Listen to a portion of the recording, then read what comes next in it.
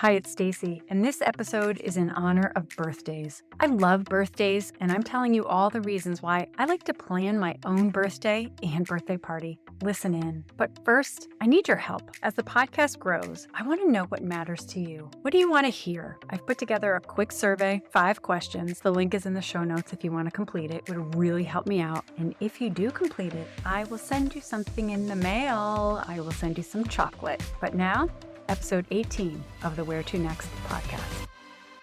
I'm a little giddy today. I don't know if you can tell. Maybe in a second you'll get the tone of my voice.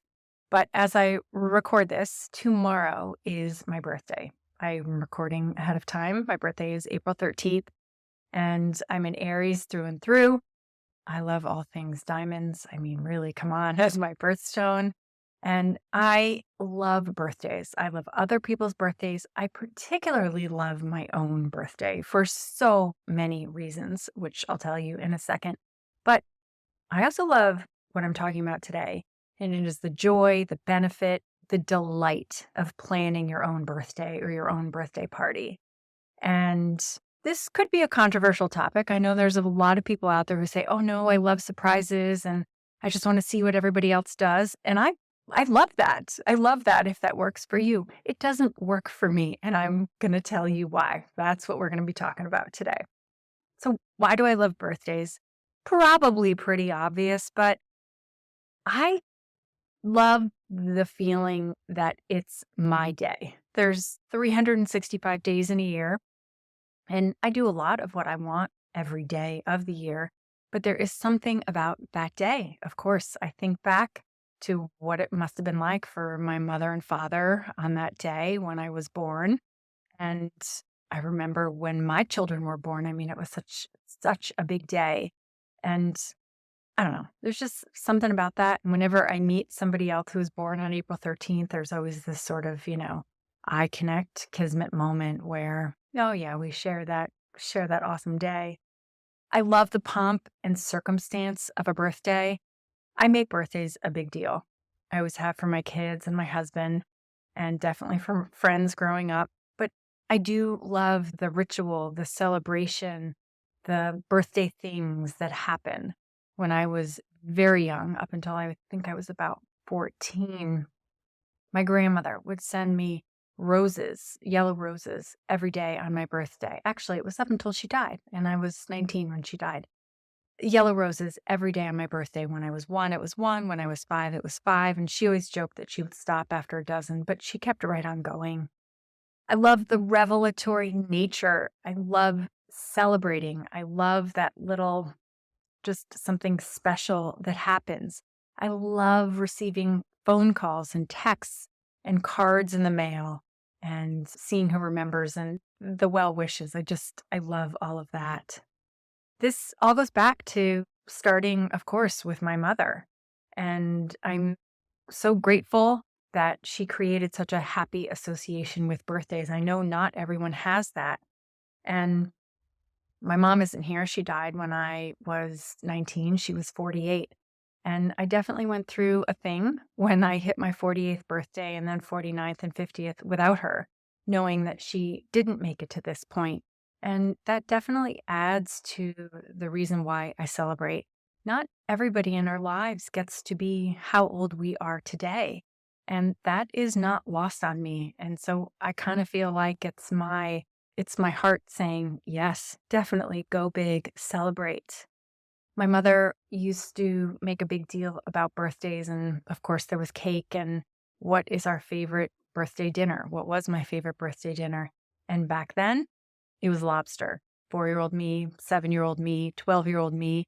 And no surprise, that is still my favorite birthday dinner. I like to take decorations and decorate the door frame around my kids' bedroom doors. My mom did not do that for me, and I saw this somewhere before my children were even born. And sometimes they even remember to do it for me, and I love those little touches. I feel so much love on my birthday, and honestly, I pour out so much love on my birthday. There was a time where I used to give people gifts on my birthday. I just felt so abundant, and I just kind of wanted to share the wealth. And years ago, I think it was probably after I had children, when my time frame, abundant time in my life just sort of started to collapse. Maybe it was my free time. I started to plan my own birthdays and celebrations. And here's why I do that. First and foremost, it's my birthday. And I want to do what I want to do.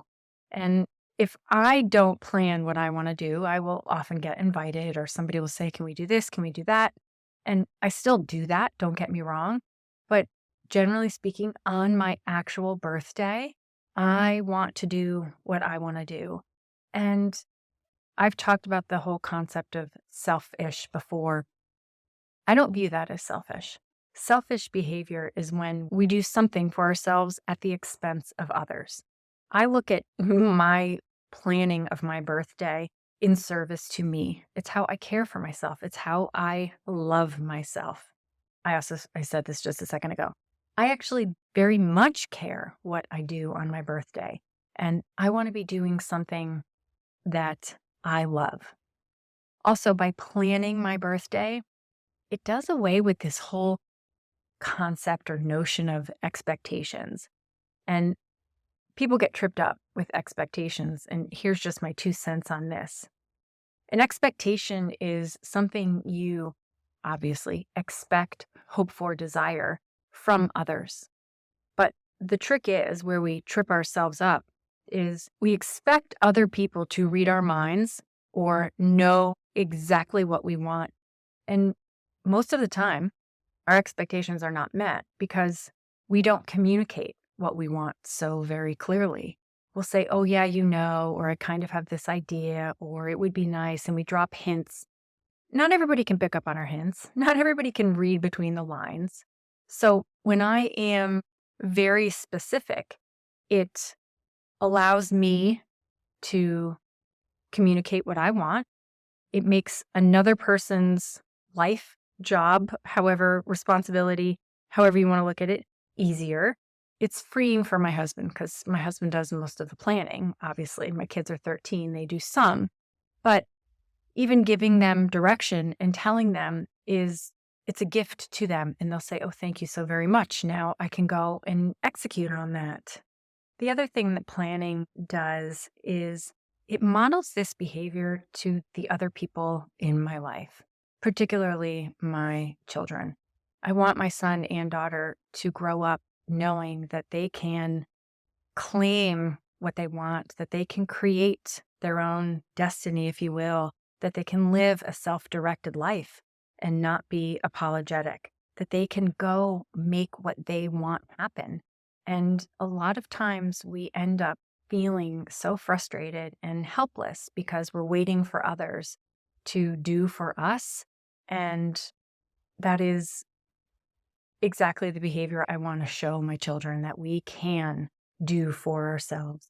It is okay to claim and say and speak what you want in this world. Some people will say, Stacey, what about the surprise factor? Come on, don't you love to be surprised? I love to be surprised, they'll say. And I'll say, yes, I do love to be surprised. And on my birthday and the days that surround my birthday, there are so many surprises. I get random calls, random cards in the mail, random texts. There are surprise moments. I don't know exactly what my family is giving me, but yes, this is actually true. I did this at Christmas and I did it for my birthday. I said, this is what I want for my birthday. And sometimes I am super specific and I will send them the link. And again, it takes away the guesswork for everybody else and it ensures that I get exactly what I want. But of course, there are gifts. And this year, my kid said, what do you want for your birthday? You have to get me something. And I said, you know what? I'd love for you to write me a letter. And I don't know what they're going to write to me. And so that is how the surprises come. And that is how they show up in my life. There is a lot, believe it or not, of science, a lot of data that talks about the benefits of celebrating. And we need more celebrations, not just birthdays, not just graduations and weddings. I talk in my coaching practice a lot about celebrating the little wins and the little things and to get in the habit of celebrating. look, life is full, life is busy, life is hectic. It doesn't have to be a 12-hour dinner party. It could be quite literally the smallest acknowledgement of a celebration. Celebrations help us mark the passage of time. And I've heard this a lot, but particularly in the past 3 years since 2020, time has kind of collapsed. And we don't have the boundaries, we don't have the milestone events, we don't have the celebrations that we used to. So many of us are working from home, or our work and home life kind of blend, right? Where we can take our laptop, we can be on the beach, and we can be doing work. Whereas in years past, if you were on the beach, you were very clearly on vacation or it was a day off. We weren't working. If we're not leaving our house as much and we don't have the opportunity to get in a car, to ride on a train, to bike to work, those very physical boundaries have gone away and the lines blur. And when we celebrate, we stop time, so to speak, and we say, this moment matters. And that forces our brain to stop, to focus, to be present on what we're doing. And it creates an association. So if we're at a birthday party, or, well, let's just stick with birthdays because that's what we're talking about. You stop, you remember, you pick an outfit, you've got a day in your calendar, you make plans for childcare, or you know, whatever needs to happen in your life. And then you're at this event. There is something very significant that happens when you're in community, when you're marking the passage of time. Our brain responds when we're celebrating. There are 3 neurotransmitters, our endorphins, dopamine, and serotonin. They all get released, and this chemical cocktail gets thrown up, and it creates happiness and feelings of elevation. It increases our bonding mechanism, and that's an upward spiral effect. It's like the snowball effect. You know, when you're happy, you make different choices than when you're frustrated or annoyed. This also lowers our stress levels. And my goodness, we all need to be lowering our stress levels. I'm not going to go into all the benefits of that. You know what those are. But if all we could do is celebrate a little bit more frequently, oh my goodness, the impact that would have on us. The impact being our brain rewires. And as you know from previous podcasts, I talk a lot about how the brain is predetermined, wired to look for the negative. And it does that because negative equals danger, and our brain just wants to keep us safe. But when we're celebrating, our brain rewires over time to create new neural pathways that look for positive, that look for the upbeat, that look for the good, if you will, in the world.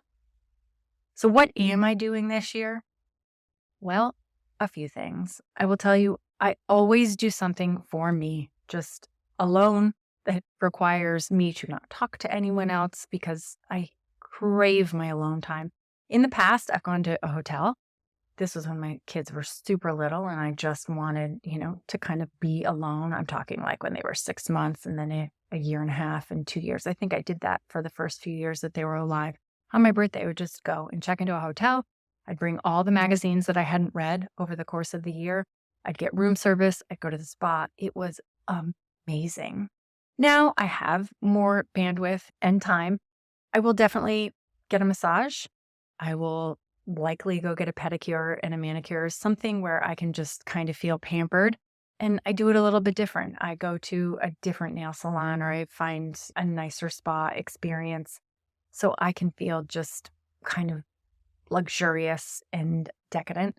I always spend some time with friends, and I'm looking forward to that tomorrow. And then I will have my favorite meal, lobster. And one of the things I love about this, I didn't do it for a long time, but I just started doing it in the past couple of years. Having lobster reminds me of my childhood and my grandmother.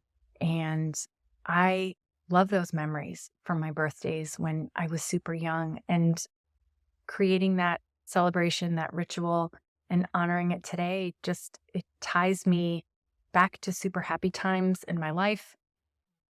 continues to cement the happiness and abundance that I choose to create and seek out in my current life. And then the last thing I do is I buy something for myself. That's sometimes big, sometimes little. This year it is going to be a piece of jewelry.